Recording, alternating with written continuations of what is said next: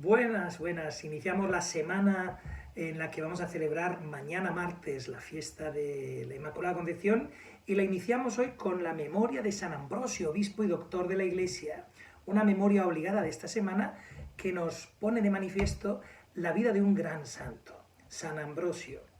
De hecho dio lugar a todo un rito, por ejemplo, litúrgico en Milán, el rito ambrosiano, etcétera, etcétera, del cual ahora mismo no vamos a hablar, ¿verdad?, para no entretenernos en esas cosas. Pero sí quiero destacar algún detalle que lo vamos a comentar de la vida de San Ambrosio, porque es apasionante.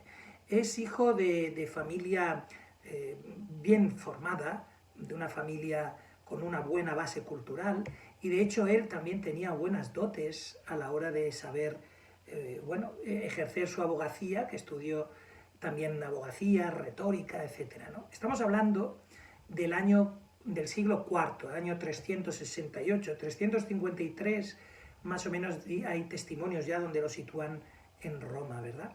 Y es muy interesante porque, mirad, fue nombrado cónsul de la Liguria y de la Emilia con residencia en Milán, hacia el año 370.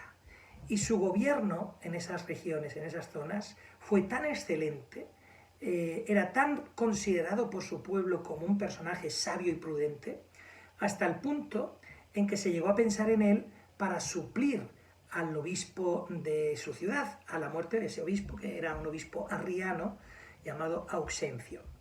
Y así fue, se disputaban entre los arrianos y los católicos. Los arrianos hacen referencia a una herejía que hubo en los inicios de la Iglesia, muy extendida, y que ya te digo que llegaba incluso a las altas esferas jerárquicas de la Iglesia, que eran arrianos. Este mismo Auxencio era el obispo de Milán y era arriano, ¿no? Entonces, entre arrianos y católicos había ahí una disputa a ver a quién elegían como sucesor del obispo Auxencio. Y Ambrosio apareció por allí para apaciguar precisamente los ánimos en esa trifurca. Y fue precisamente cuando él aparece ahí, cuando lo aclamaron en los dos bandos. Era un personaje realmente reconocido, y que conste que en ese momento solamente era catecúmeno, es decir, todavía no se había ni bautizado, estaba formándose, pero era un hombre tan sabio y tan serio, tan formal, que le aclamaron ambas partes. De esa manera fue elegido por aclamación popular arzobispo de Milán, obispo de Milán. Y así lo cuentan varias biografías, como por ejemplo San Paulino de Nola, San Agustín, un grande San Agustín, y hasta el mismo Petiliano, que era un donatista también. Bueno, da igual. El tema es que en una semana después de ser así, de bautizarse, recibe por fin la consagración episcopal. A la semana de bautizarse recibe la consagración episcopal el 1 de diciembre del 373. Y bueno, más o menos, en torno a esa fecha, más o menos. Lo que sí que sabemos es que una vez fue consagrado obispo, pasó todas sus propiedades, todos sus bienes a la Iglesia, reservando un poquito del usufructo para su hermana, porque ya no tenían papás y él se hacía cargo de su hermana. La vida realmente de San Ambrosio es apasionante. Es uno de los padres de la Iglesia y de los 33 doctores que tiene la Iglesia Católica.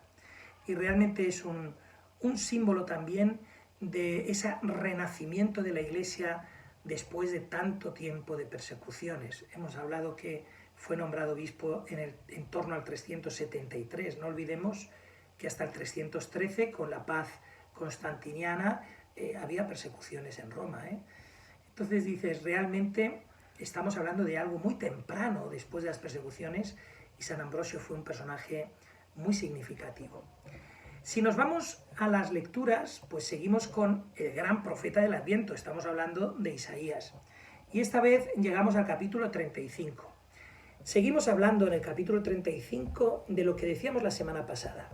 Por eso Isaías es el profeta del Adviento, porque todas sus lecturas tienden a tener ese tono de futurible mesiánico, ¿no?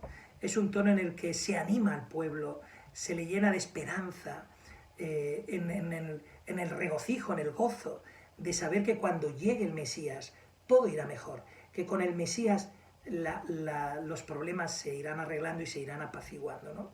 Que habrá una armonía en la convivencia, etc. Y de hecho, si vamos leyendo todo el capítulo 35 de Isaías, veremos cómo lo va haciendo así, ¿no? De una manera muy plástica. Por ejemplo, cojo un par de frases. Dice: he aquí vuestro Dios, llega el desquite, la retribución de Dios, viene en persona y os salvará. Claro, nosotros escuchamos estas palabras que son escritas por Isaías y realmente pensamos en Jesús. Es él del que escribía Isaías, probablemente sin saberlo. Y entonces dice: entonces se despegarán los ojos de los ciegos, los oídos de los sordos se abrirán, entonces saltará el cojo como un ciervo y cantará la lengua del mudo, porque han brotado aguas en el desierto y corrientes en la estepa. Siempre con esos ejemplos muy metafóricos, ¿no?, de lo que ocurre cuando el Mesías está presente. Ese es el espíritu de la Navidad. Y ese es el espíritu sobre todo del Adviento. Un tiempo de espera gozosa en el retorno, año tras año, de ese nacimiento del Mesías, del Cristo, el que da luz, sentido y esperanza a la humanidad. Por eso, imitemos a aquellos del Evangelio de hoy que fueron creativos e insistentes, que ante las dificultades no tiraron la toalla, que aun viendo que estaba abarrotada la casa cuando llevaban a aquel amigo en la camilla enfermo, dijeron: pues si no podemos entrar por la puerta, abrimos un agujero en el techo, y así lo hicieron.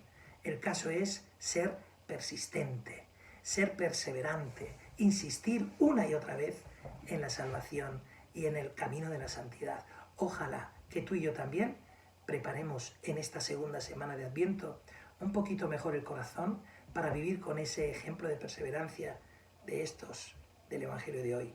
Tú y yo también estamos llamados a llevar a otros a Jesús, igual que también nosotros somos conducidos muchas veces por otros a Jesús.